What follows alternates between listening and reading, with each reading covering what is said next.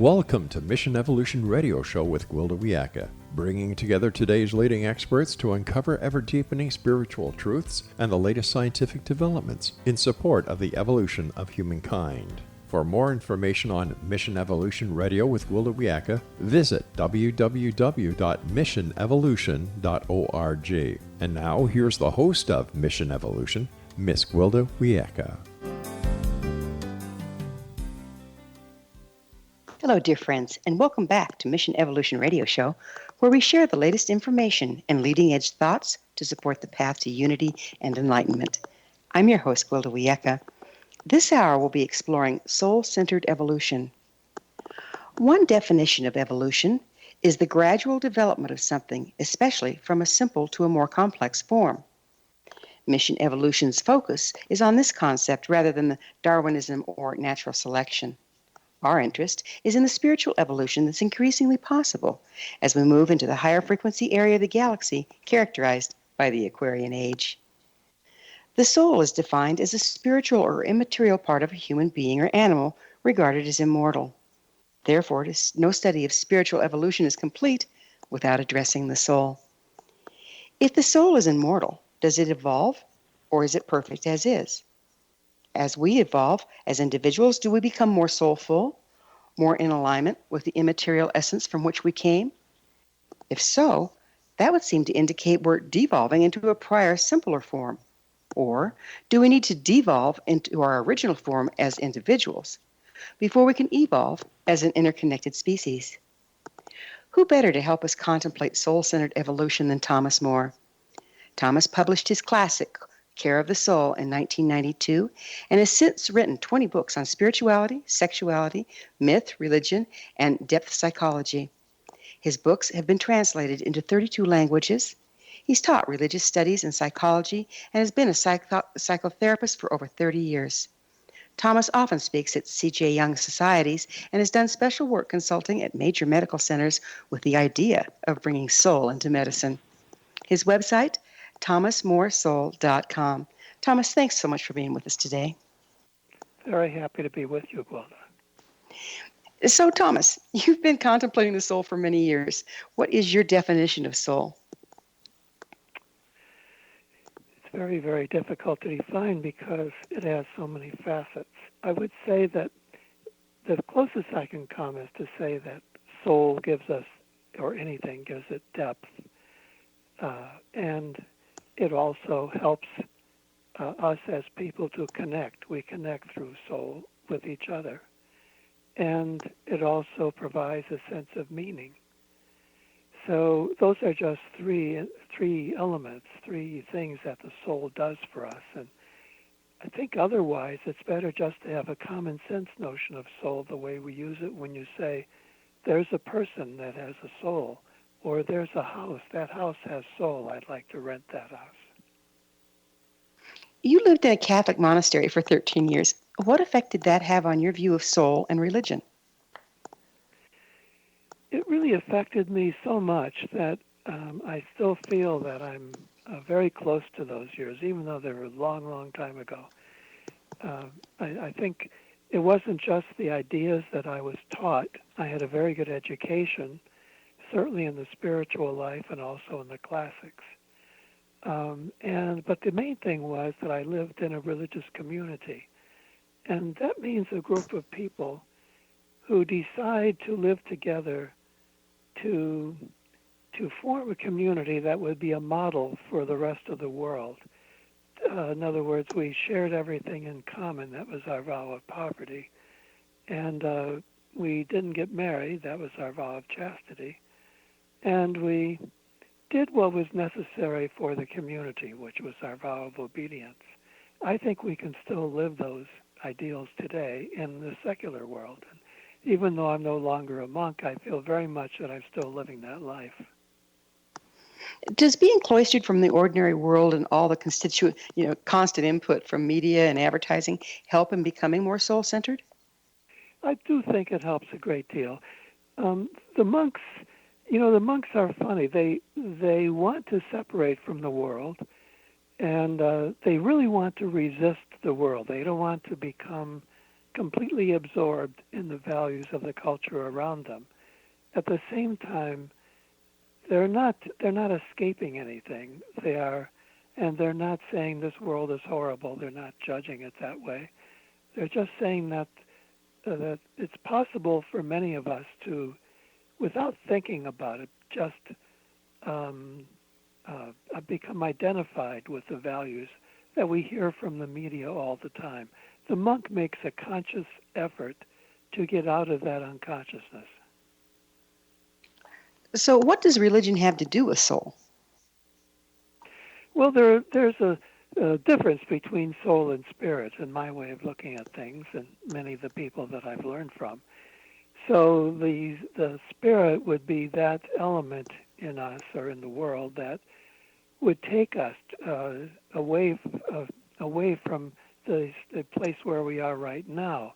In other words, you might learn more, you might develop more in your meditative and contemplative abilities and so on. You may have a bigger vision, and you may relate to the world in a very big way. That's so important, and that's the spirit. But as I work with the soul, what I mean by it, it is that depth of being in the world and in life. So just as the people who are very spiritual, I think quite properly want to be detached, the person who is cultivating the soul really sees a value in being attached to the world and to various things in the world, like attached to your home and attached to your family, attached to the region where you live. Those attachments that are full of heart, that's a major part of living at that deep level with soul. And the soul and spirit work together, but they're very distinct. So does everything have soul like some indigenous peoples believe? Yes, I follow those traditions. It's also in the West.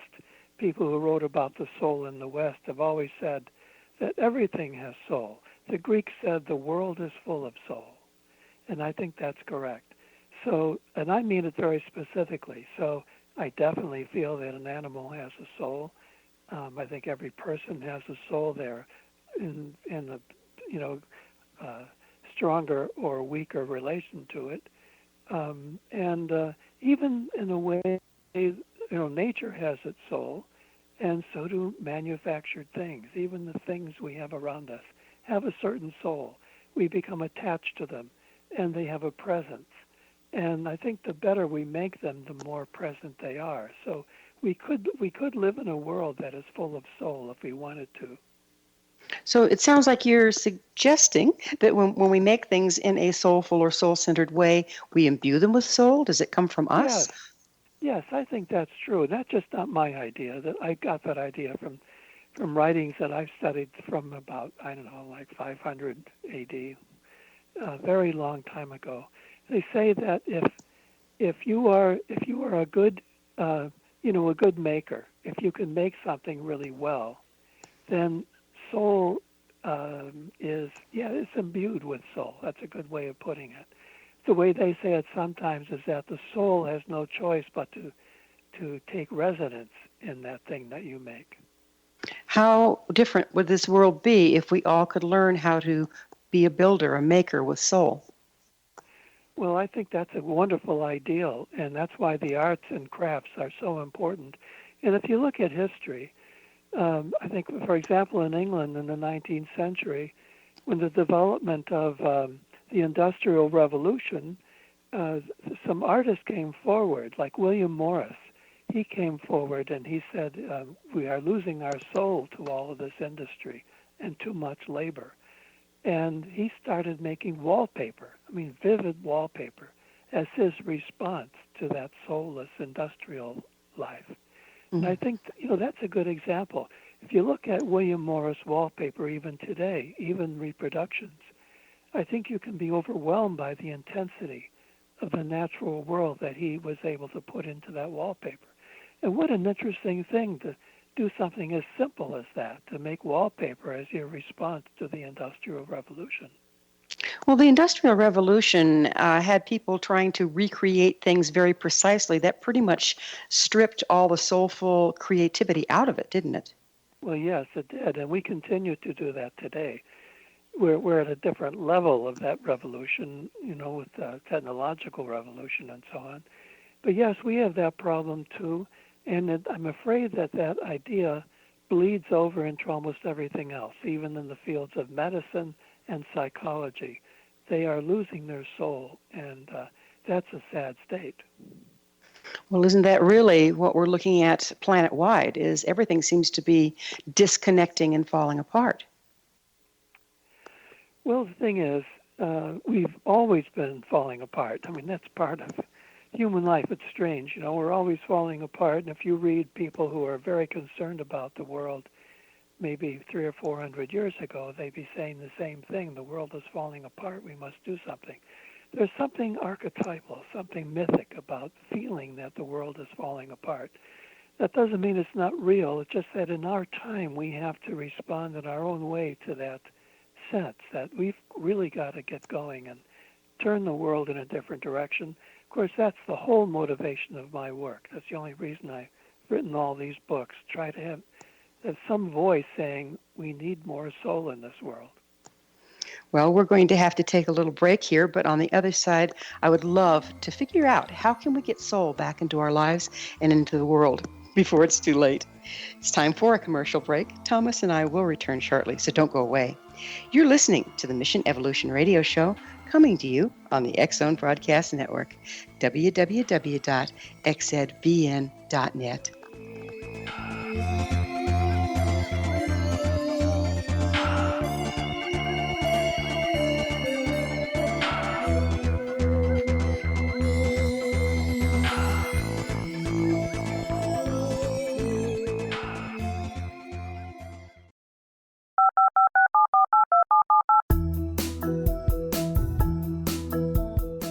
Did you know that when you're on the road with limited data or Wi-Fi, you can still listen to the X-Zone Radio Show with Rob McConnell, The Science of Magic with Gwilda Wiyaka, X-1, Dimension X, Space Patrol, and every minute of the X-Zone Broadcast Network by calling 213-401-0080, courtesy of Audio Now.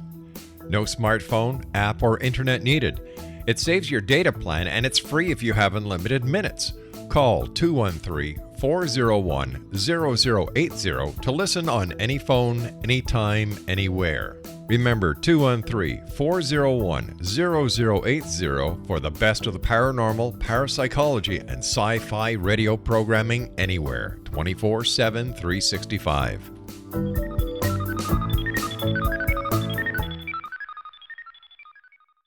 You have heard of the X-Zone? Now watch it on Simul TV. Plus 500 video games, live TV channels, free video on demand, worldwide, and more. Does this sound like tomorrow's television? Well, it is, but you can have it today, right now. It is Simul TV. Simul TV offers what the others only wish they could provide. 15 exclusive channels like X-Zone, sci-fi, and horror. We are worldwide. No other provider offers that. 500 built-in video games. No need to have an extra expensive system. We have them included. Free video on demand. Live streaming events from around the world. Interactive online network, and much more. Tomorrow's TV today. Simul TV. Sound too good to be true? Well, it's not. You can have Simul TV today. Sign up at simultv.com. Do it today.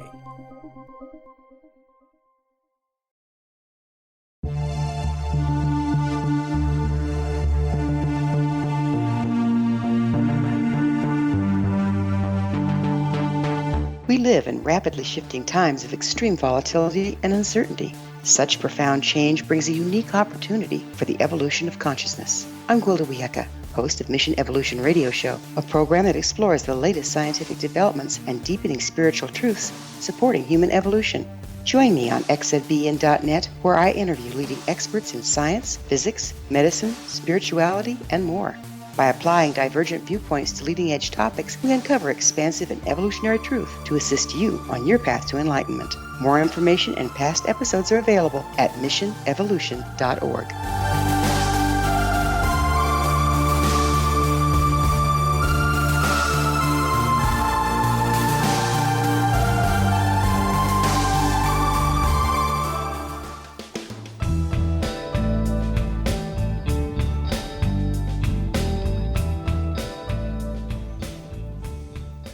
welcome back. This is the Mission Evolution Radio Show. We're dedicated to unification and evolution of consciousness. To stay abreast of all the wonderful information and tools we have to offer, visit our website, missionevolution.org. I'm your host, Gwilda Wiyaka, and our special guest this hour is Thomas Moore. His website, thomasmooresoul.com.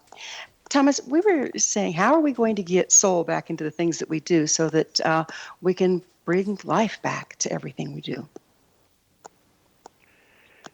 We have to do it, first of all, in our own individual lives. I mean, we are all, our culture is made up of individuals. And I don't think we realize the power we have to influence other people by our example. So I think we could begin, as any kind of care of the soul should begin, at home. I think one of the greatest needs of the human soul is a feeling of home. It's not necessarily the house we live in, although it could be. Most of us, I think, feel at home in our houses. And so the house is a very important thing to take care of. You pay attention to your house, and you make it warm. Remember that heart and soul go together. So you use your heart to figure out what your house needs. And you invite friends over, and you have family members connected. All of that creates soul. Better relationships with our families would be a very good start as well. And then we can just branch out from that. Most of us then have to work. And we could be very careful about the work that we do. We don't just do any old work. If we all chose to do work that was meaningful, that connected to our heart, that really seemed to be work that we are called to do, at least have that as an ideal. If you can't do it right now, think of it as your life is heading towards finally having the work, the job, that matches your soul, matches your feeling of destiny, what you feel you're on this earth for. And I think if we did that, that would really transform many things. What if we just did those two things? Took care of our homes and really made them warm and really connected to them. And secondly, did work that was an expression of who we are. That would be a tremendous start to making a more soulful world. It's just a beautiful thought, too, because I know that I'm an old-fashioned kind of gal, and I love homemaking. I work, don't get me wrong. I love that, too. But making a comfortable place with good food and just filled with warmth and love for the people that come to visit with me is very important to me. And I notice people change in the presence of that. What's the energy behind that? What creates that? There's something about ordinary life that is so valuable. It has meaning for us. It really has a lot of meaning. Sometimes when we use the word meaning about life, we have very exalted ideas of what meaning is about. It could be about good recipes. I mean, as a psychotherapist, and I'm talking to people about their problems, often I will tell them they should learn some good recipes and start cooking. And I've seen this. I've seen people who are depressed start cooking, and their depression lifts, because this is one of the things we do as human beings that connects us to other people. And it also is so basic and gets us connected to the natural world and to the processes. And not only that, but those processes of cooking food are metaphors and mirrors for the processes that go on inside of us. So it could be a very, very deep experience to learn how to cook well and prepare those foods for our friends and family members. So we're talking soul food, aren't we? We are, absolutely. Yeah. Food for the soul. Well, it's the same. Food. It's the same kind of thing, isn't it? When you're making a meal, you're doing the same thing as making a mindful object. So you're actually increasing the frequency of the food. And isn't that what saying grace over food is about as well? Yes, when we say grace, that's such an important thing to do no matter how you do it, because it takes our experience of eating to another level. So whatever your belief is, that's not important. What is important is that by saying some sort of prayer over our food, we are recognizing that food has such depth, it has such meaning, that it's not just ordinary. There's something truly sacred of tremendous value in eating and cooking. Mm-hmm. You're a psychologist. How does your concept of soul impact your work? That's really a good question.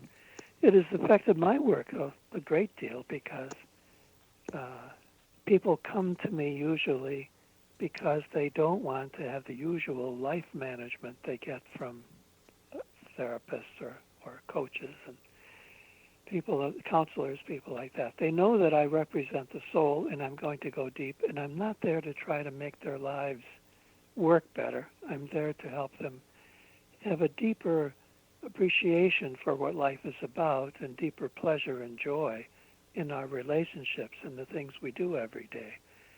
So by focusing on the soul, other problems tend to diminish, but not because we've solved them, but because we have really paid attention to the things that matter in life. Isn't that so true? Where you pay attention is where your power goes. And if you're paying attention to the small, petty agonies of life versus the larger picture, that's going to be your experience, isn't it? How can we get this higher vision? What's the first step? Well, I always say that the first step most people should take to expand their vision and to find the soul and spirit too is nature, the natural world. That's what monks have done for centuries and centuries. I spent a lot of time in Ireland. I love to visit the monasteries in Ireland, especially those on the coast, because these monks understood that they had to be in nature where it is showing itself in very powerful ways. So they built many of their monasteries on islands, surrounded by water and with a view of the natural world, and at some distance from the world of commerce and activity. So I think that's true for any of us. And we're going back to the very first thing you and I talked about today. How can you be a monk today? You can be a monk by getting some distance from the world, but not to disdain it, but to have more appreciation for the natural world and to learn so much from nature, wherever it is, whether it's on a lake or in a river or mountain or desert, wherever it is. By being close to it, you change. I think you expand, and that is a very good start for anybody. And how we surround our homes with, even just by putting house plants in, or if we have a little yard, how we tend to that. Does that help as well? Oh, of course it does. And if you're in the city, plants can really help a great deal. Or going to parks, a park can be just as well. You don't have to be in raw nature way out there in acres and acres of territory. You can be in a small space. You can even, as I was saying before, William Morris, you can do that. He brought nature into the home by making wallpaper that was full of natural forms, very vivid natural forms. You can have paintings that do it as well. You can paint your walls. You can do so many things that bring nature. I once was on a train in the Adirondacks. That was a 19th century train, and the seats were all upholstered with vines and branches and flowers on them. I thought how interesting that those people understood that you need to bring nature into your living space in order to keep that connection with it. There's some beautiful, more natural buildings going up. People seem to be getting back to that. Are you aware of some of that movement, using the wood and the natural shapes and all that stuff? Oh yes, I'm very, very interested in architecture. I'm particularly interested in medical architecture because I would like to see more of that natural building being done for hospitals and medical centers and even doctors' offices. It's a shame, it's really amazing when you go into a doctor's office and there's no nature really. I mean, I understand that a plant can help, but some plants are only afterthoughts. They don't really do it. You need more than that. You really have to realize how we live in nature, and that's where the source of our healing is. So there are many ways in which we could build buildings that would help us rather than cut us off from the sources that we need. What do you see as the ramifications of this widespread separation from nature and from the soul? Well, Well, we become dried up people. You know, we get depressed. Why are we depressed? A lot of people get depressed because they don't have that vitality that the natural world could give them. You know, people do go off into the woods sometimes when they've really had it with their offices. They need to get away. I live on a little lake myself in New Hampshire, and I just was in a store yesterday and heard these people talking that they're coming here for the summer. I live here year-round.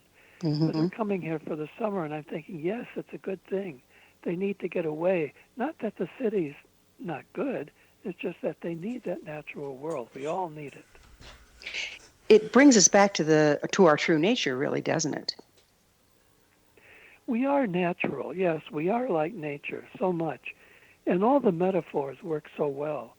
You know, sometimes we thunder in our speech. We feel raw. We feel, we have these feelings that we are cut off from our own deep inner nature as well. There's a strong connection between our own personal nature and the natural world.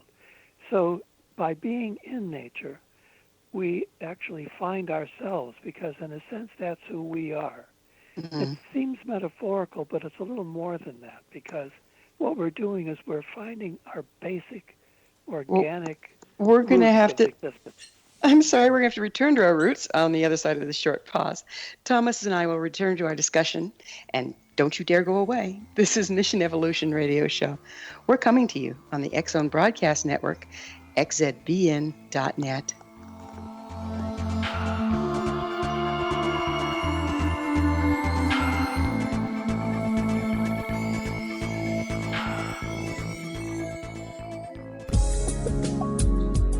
From our broadcast studios in Hamilton, Ontario, Canada, to the world and beyond, you're watching the X Zone Broadcast Network, www.xzbn.net.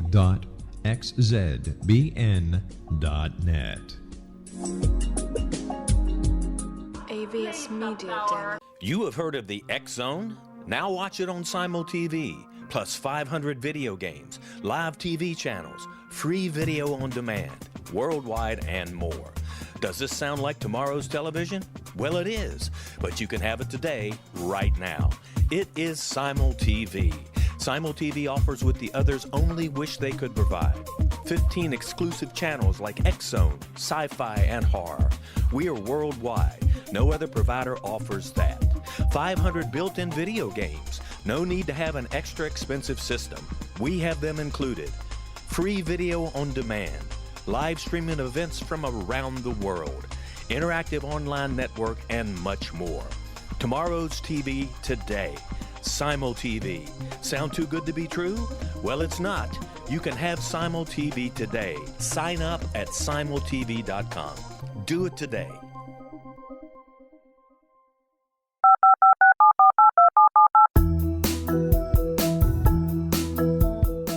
Did you know that when you're on the road with limited data or Wi-Fi, you can still listen to the X Zone Radio Show with Rob McConnell, The Science of Magic with Gwilda Wiyaka, X-1, Dimension X, Space Patrol, and every minute of the X Zone Broadcast Network by calling 213-401-0080, courtesy of Audio Now. No smartphone, app, or internet needed. It saves your data plan and it's free if you have unlimited minutes. Call 213-401-0080 to listen on any phone, anytime, anywhere. Remember 213-401-0080 for the best of the paranormal, parapsychology, and sci-fi radio programming anywhere, 24/7, 365.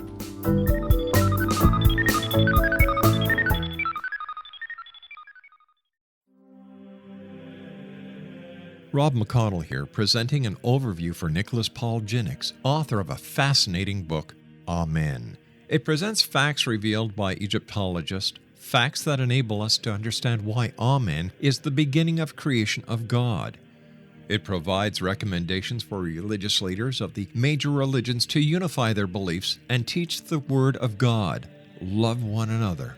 Amen informs people how mankind conceived God. It was the Egyptians that developed the concepts of a soul, a hereafter, and Son of God. And finally, after the worship of many gods, They conceived the belief in one universal God, the maker of all there is. For more information, visit www.futureofgodamen.com. That's www.futureofgodamen.com.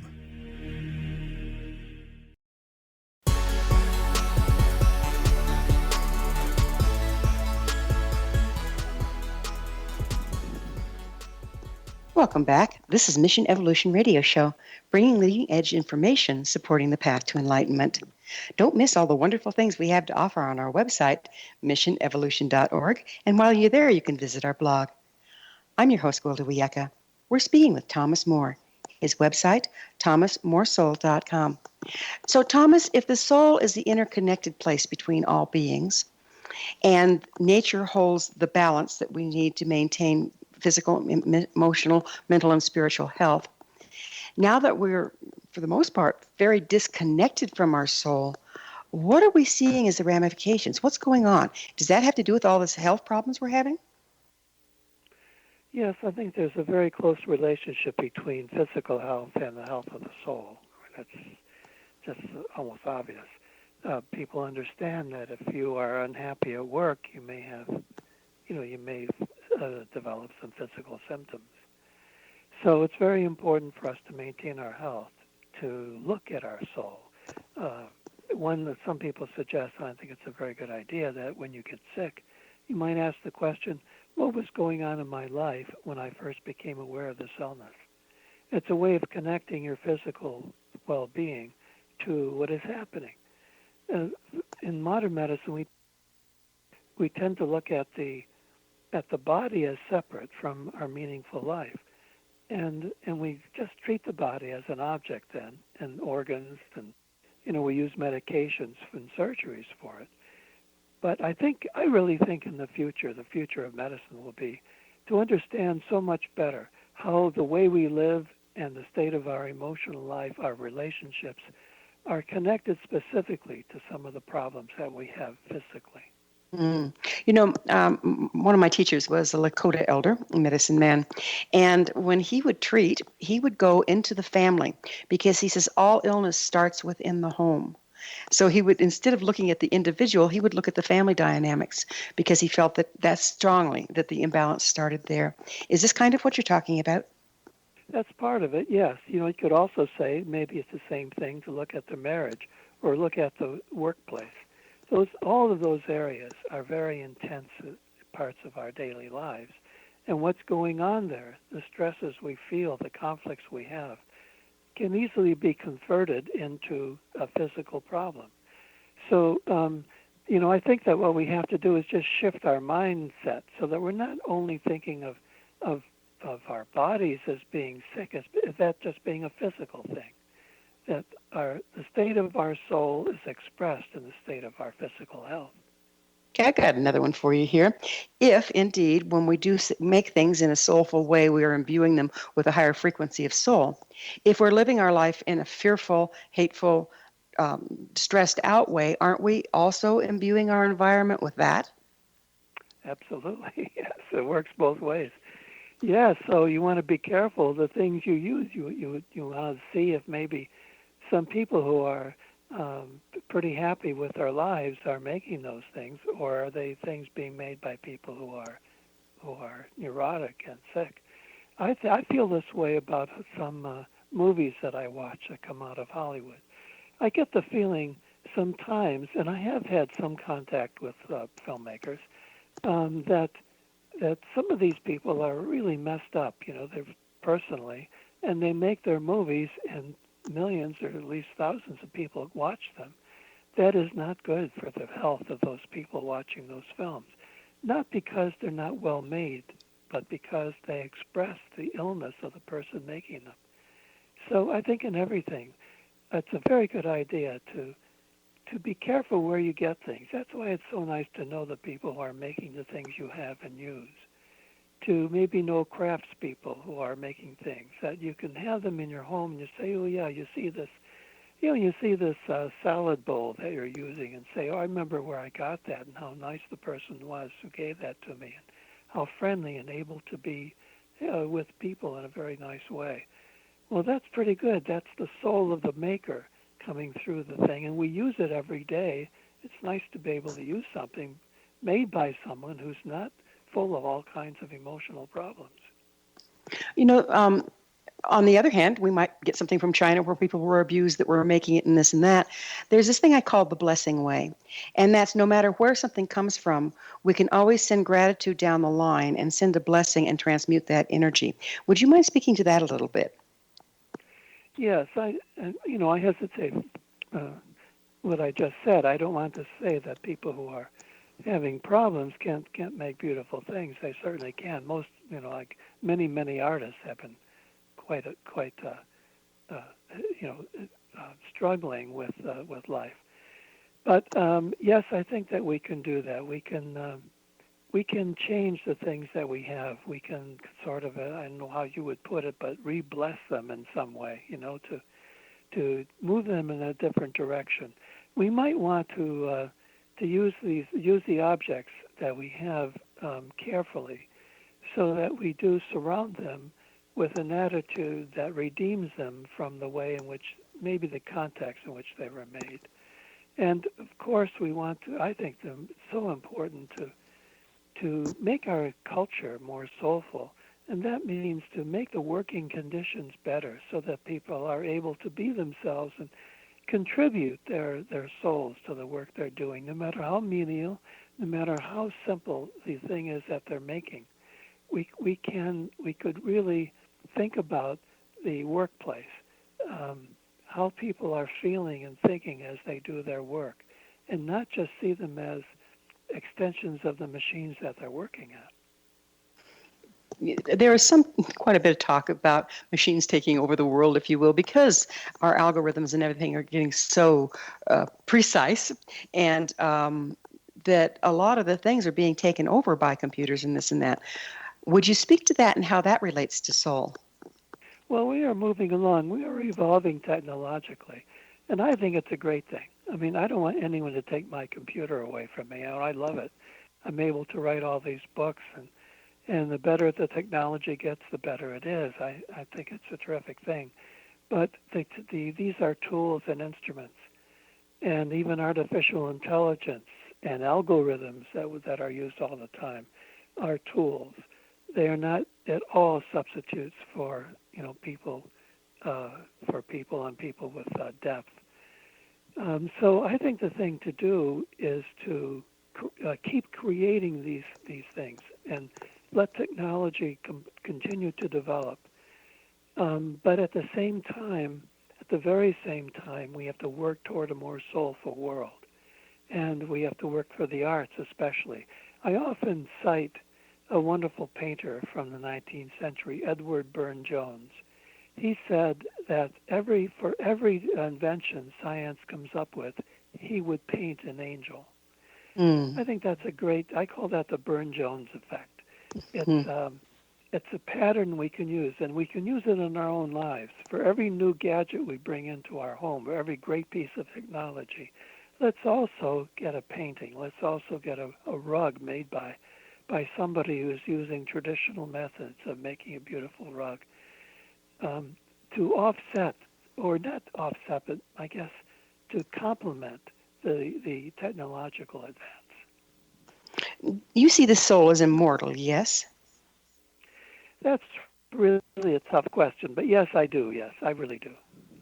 So if it's immortal, does it evolve, or is it perfect just like it is? That's also difficult.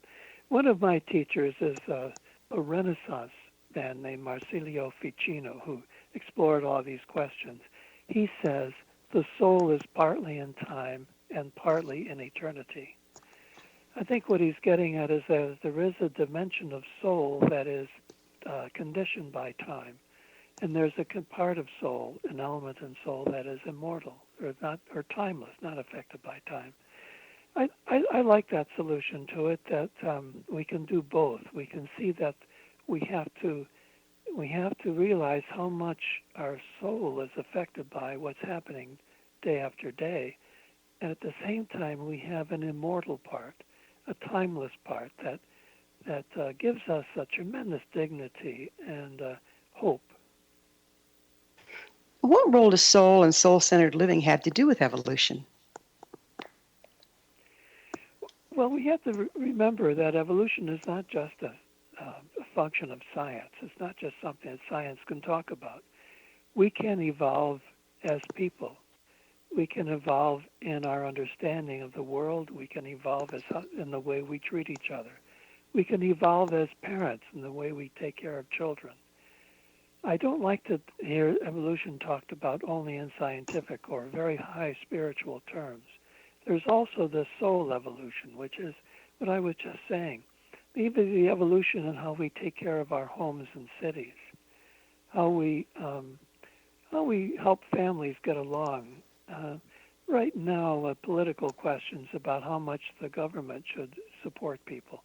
I think that if we were evolving at the level of soul, we would have great care for each other. We'd see each other.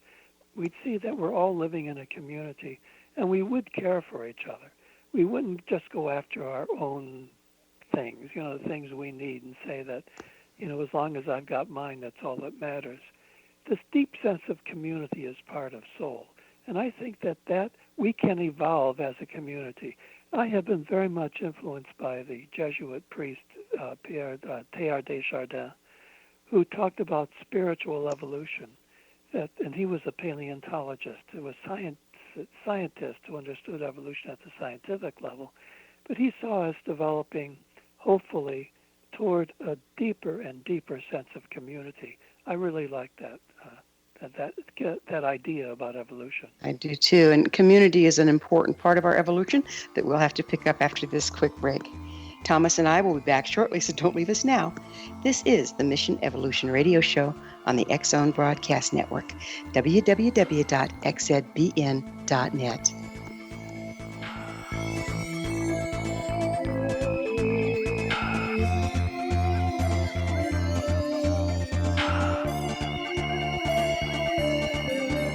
You have heard of the X-Zone? Now watch it on Simul TV, plus 500 video games, live TV channels, free video on demand, worldwide, and more. Does this sound like tomorrow's television? Well, it is, but you can have it today, right now. It is Simul TV. Simul TV offers what the others only wish they could provide. 15 exclusive channels like X-Zone, Sci-Fi, and Horror. We are worldwide. No other provider offers that. 500 built-in video games. No need to have an extra expensive system. We have them included. Free video on demand. Live streaming events from around the world. Interactive online network, and much more. Tomorrow's TV today. Simul TV. Sound too good to be true? Well, it's not. You can have Simul TV today. Sign up at simultv.com. Do it today. The new nonfiction book, Razor of Madness, is similar to cult movies like Clockwork Orange, Dragon's Tattoo, or The Other Side of Hell. Wayne Morin Jr. and Thomas Lee Howe will expose widespread and systematic deficiencies in this thought-provoking tell-all novel. Mind control rages among scholars in law schools. Human rights are ignored while thought reform and mental manipulation are accepted practices used as behavior modification. Dr. Louis Jolyon West comes to mind. Media and public scrutiny shows that United States mental hospitals are in fact destructive murder industries. Razor of Madness expose novel details this epidemic through an in-depth professional and personal investigation.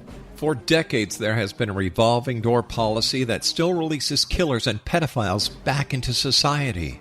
The maestro of mind control continues to haunt America to this very day. Razor of Madness is available in paperback or as a downloadable ebook at Amazon.com.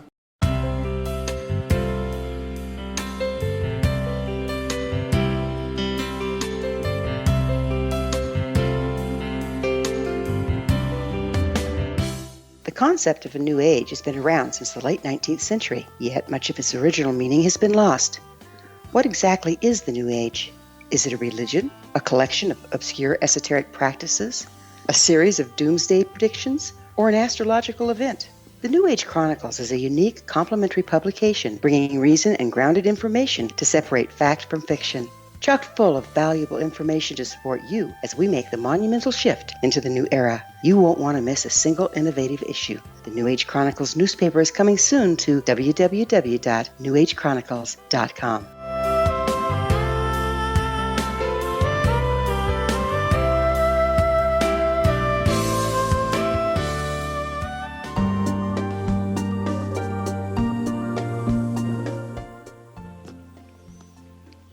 Welcome back. This is the Mission Evolution Radio Show, bringing together gifted people of service to the world. I'm your host, Gwilda Wiyaka. I always love to hear from my listeners. Email me at info@missionevolution.org and suggest a topic or a guest that's on your mind. I'm sure we'll all enjoy them. Our guest this hour is Thomas Moore. His website, thomasmoresoul.com.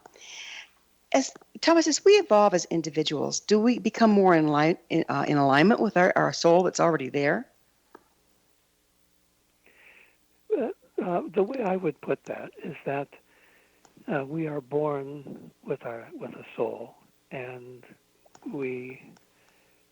that is like a seed, or it's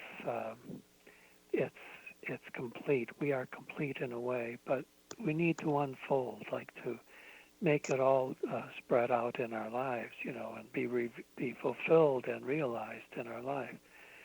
So, and that's the way I look at it.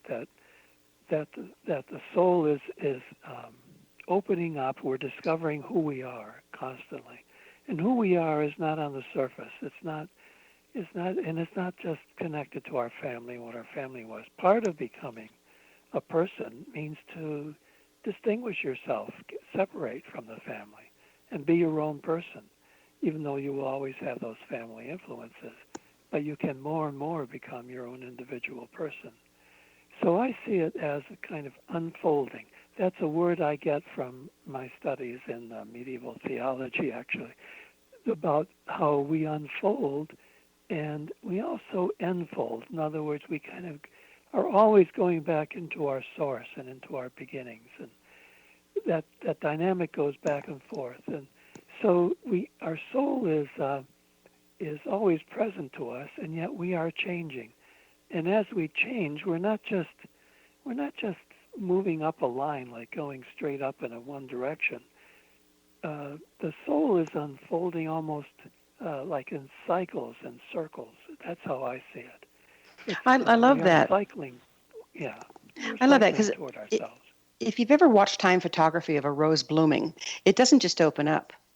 It opens and then it closes, and then it opens a little more and then it closes. And doesn't all life operate like that, with expansion, contraction, breath in, breath out? Is that the same functioning that you're talking about with unfolding of the soul? It is. That's exactly what I'm talking about. It's we have moments when we backtrack. I mean, we have all these ideals of what we should be, and then we find out that we don't do what we had hoped we do. So we kind of fall back. So there is that too. The cycling means that we're not always going forward. Sometimes we're going backward. And as a therapist, for example, when I hear a person saying that they feel like they're going backward now, that they've lost ground, well, I can see that that's valuable. Or if they feel stuck, that's a very common feeling. Feeling stuck, and they're not in that movement anymore. Well, there's a place for that stuckness. Maybe it's accomplishing something for us. I never advocate moving forward for its own sake. If a person is not moving forward, I'm with them in their backwardness or in their stuckness. But it's part of a whole rhythm, a very big rhythm. And if you look at the whole thing, stand back and look at it, I think then it'd be easier to see that your failures somehow contribute to the overall movement. That movement is even reflected in the galaxy. So it goes a long way, doesn't it? Yeah. It is. So, go ahead. Well, my latest book, Ageless Soul, has a shell on it, on the cover, that has the same mathematics, the same ratios as the galaxy. So that idea is there. That's the way we are too. We are in our daily life. Let's say one day of our life might be a recapitulation of what we've been doing our whole lives. So we are cycling moving forward, but doing it in this complicated way. We know if we take this back to where we started, and you were talking about how reconnecting with nature is so important. Nature has this movement in it. If we reconnect with nature and with that movement, we can come back into our natural timing and evolution. Would you speak to that a little bit? Well, yes. There's something in this movement of ours that is quite natural, I think, yes. We don't know who we are to be. If I look back on my life, if I was 15 years old, talking to myself at 15, I wouldn't have the slightest idea what I would become. I may have had some thoughts of what I would have become in my life, but never would I have said I was going to write 30 books on the soul. I would never have said that. I mean, it would have been facetious to me then. We don't know who we are, and we are, in a way, following our nature as it unfolds. We are obeying our nature. We are following and not leading. That's how I see it. That's the best thing. You don't force yourself to be something you think you should be. Instead, what you do is you look for the signs. What have you been invited to do? What is the invitation that life has given you? For me, it was going to various schools and getting these degrees. I didn't know really why I was getting them even. But now when I look back, now I'm able to write these books because of all that work I did, even though I didn't know what I was doing it for. I think that's the way we evolve. Does soul have access to knowledge or wisdom that the mind does not? Certainly the soul has access to knowledge that the mind does. The mind is quite limited. I would say the soul is much greater. The soul works through images. The soul is more poetic, interested in the stories that we tell, and looking at images like artistic images or movies, or you want to make something. You make something beautiful with your craft. You just make a garden and tend your garden. That's such a soulful thing to do. But think about how much you learn as you tend your garden. You learn things not only about how to make plants grow, you learn about nature, you learn about yourself, and you become a certain kind of person because you're working in a garden. Not everyone has to work in a garden. It might be something else, but at least there are ways in which I think we do discover through the soul. We learn so much of the greatest importance. I think that's more important. That's why I don't agree with this approach to education that focuses on STEM, on mathematics and science. As valuable as that is, I don't think that should be our focus. Our focus really should be on the soul matters. Learn how to cook. Learn how to be with people and deal with your emotions. Learn how to paint or sculpt or make music, whatever you do artistically. I think education ought to be based on those things, matters of soul. If more of us embrace the concept that everything has soul, what effect do you think it'll have on the way we treat the earth? We would understand that the earth is a living being, that things have soul, and so does the planet. The planet has a soul. So the planet is not just understood by the scientists, as valuable as what they do is. I mean, it's so important to learn the science of the earth. It helps us in so many ways.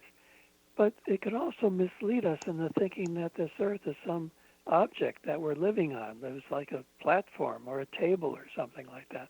It's a living being. It has a personality. It has a soul, a face.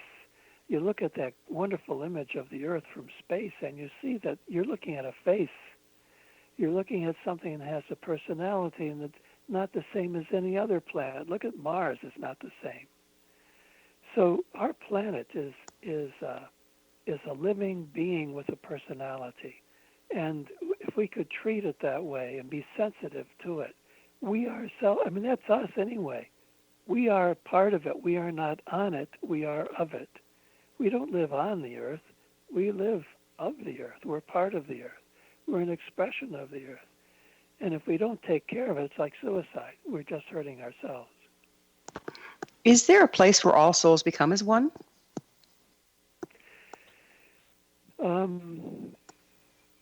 Well, it's hard to say. We are one, certainly. Always. We're always one. We don't recognize it, but when you think about it, we are. When you see someone going through some kind of suffering, if someone in your family develops cancer, I think it doesn't take a big step to recognize that's you too, that you are going through that. You can be so identified with it. It's not just because you're compassionate, it's because you are that person. That at a deep level, if you can contemplate human life to that extent, you can see that we are all the same. We are all one. Mm-hmm. Yeah, it's just amazing how once we start to recognize that, then we take care of ourselves and each other in a whole different way, don't we? It would make all the difference in the world. This illusion that we are separate hurts us tremendously. Mm.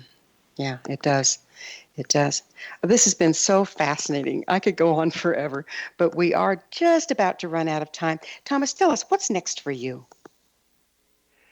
Well, I'm writing 2 books right now, one on therapy, and I'm writing it so that anyone could learn how to help each other, help someone else, some of the family member or friend, with more sophistication. Mm-hmm. And I'm writing a book called The 9 Laws of Life, summarizing some of these things we're talking about. Fantastic. Well, they can find that on your website, but unfortunately we are out of time. Thanks for coming on the show. Our guest this hour has been Thomas Moore, the author of 20 books on spirituality, sexuality, myth, religion, and depth psychology, including his classic, Care of the Soul. His website, thomasmooresoul.com. Remember to join our email family to stay abreast of all the exciting new things we have coming up at missionevolution.org. This has been Mission Evolution Radio Show with Gwilda Wiyaka on the X-Zone Broadcast Network, www.xzbn.net. Until next time, join us when the mission continues, bringing information, resources, and support to an evolving world.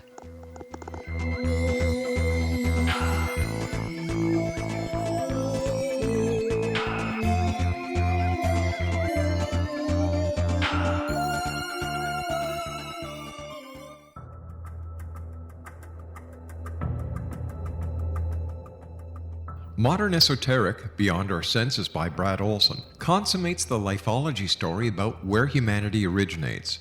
It is the lost continents, the primitive wisdom, the mythos of creation, and the rethinking of ancient history as we are taught in academia. There is much more to the story than what we have been told. As this is the first book in the Esoteric series, Modern Esoteric starts at the beginning of time and accelerates up to this modern age. Future Esoteric is book 2 in the series and takes a forward-looking position ahead of today with an open and honest examination of the ET issue and various unexplained phenomena. To discover the writings of author Brad Olson, visit www.bradolson.com. That's www.bradolson.com.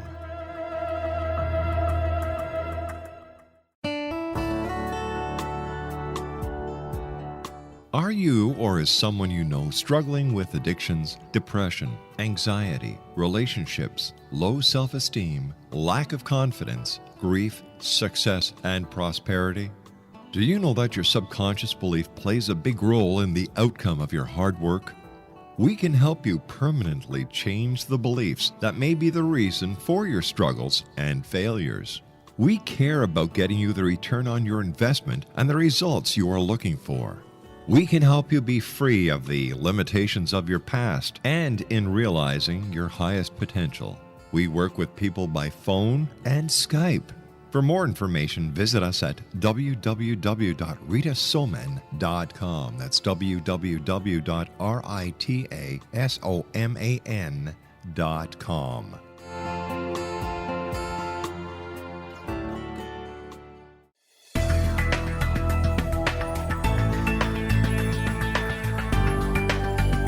Do you think you have energy problems in your home?